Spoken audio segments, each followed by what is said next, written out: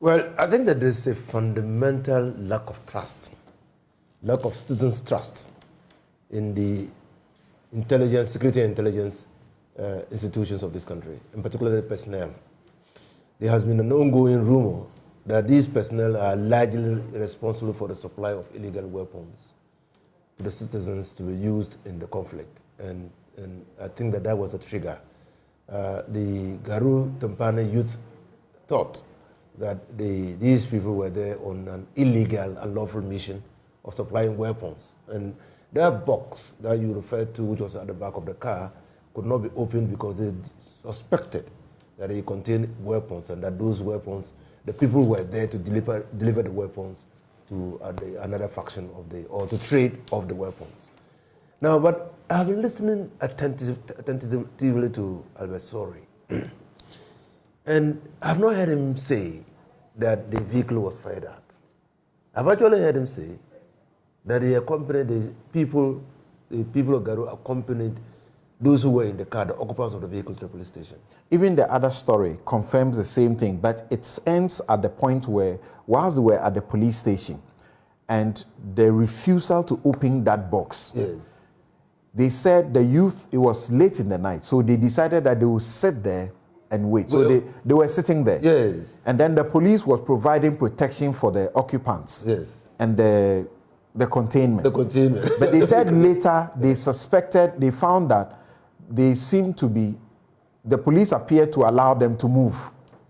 And that is where the firing began and the car was shot at. Good. So you see, again, fundamentally, a lack of trust.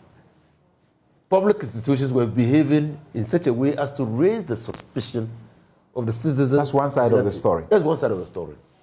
But what is shocking also corroborated by the MP, Mahama Yaraga. What is shocking and alarming is that the security minister, national security minister, justified the brutish and nasty assault. He said they were shooting to kill the officers. Yeah, he justified what they did, what the officers subsequently did, on an alleged, manhandling of the officers, and that they were being shot at.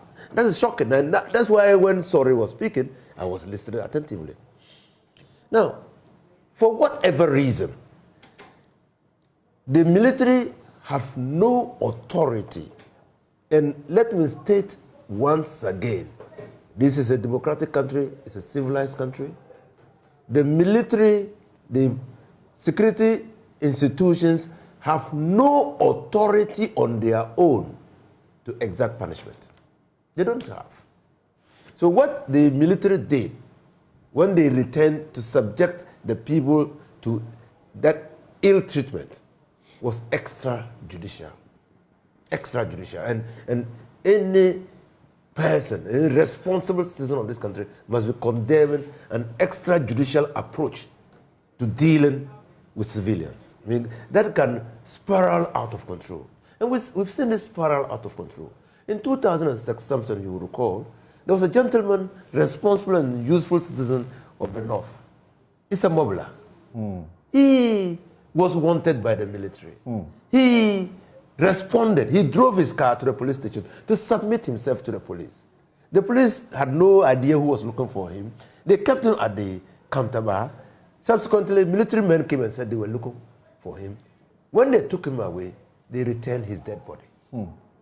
They returned his dead body. So, and we've seen where the military took the law into their own hands because they alleged that a civilian. But only recently, a shaman. A shaman. They don't have such authority. And for the Minister of National Security to justify what they had done. The minister says there was an operation and the 5 men were deployed for counter-terrorism intelligence to Garu, and that was a critical and special operation. And they were attacked. That was on the Tuesday, October 24. Tuesday, October 24. The question now is, when they went back on 29th, to attack them. Now, on the 29th, what we are being told is that the operation on 29th was to retrieve AK-47 rifles that the youth had used to fire at the personnel. And that's when they gathered them, laid them on the ground, and savagely beat them. Is that how you retrieve an AK-47? You saw the operation in Asaiman. It was embedded in their bodies. That we were beating them to extract the AK-47s. What ludicrous explanation is this? No, I'm saying that, yes, no one disputes the fact that there are intelligence operations going on every now and then. I mean, every now and then. That is within the legitimate duty of the national security institution. And so when people embark on national security assignment, we should allow them to operate.